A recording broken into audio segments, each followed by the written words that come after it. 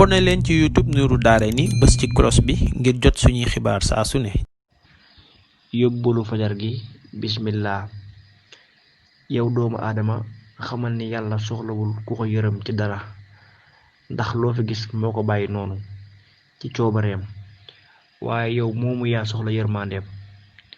nit ñi seeni bàkkaar ñoom lay wàññi waaye wàññiwul dara sunu boroom subhaanahu wa taala. sunu jaamoo yàlla ñun lay jariñ waaye yokku ko dara.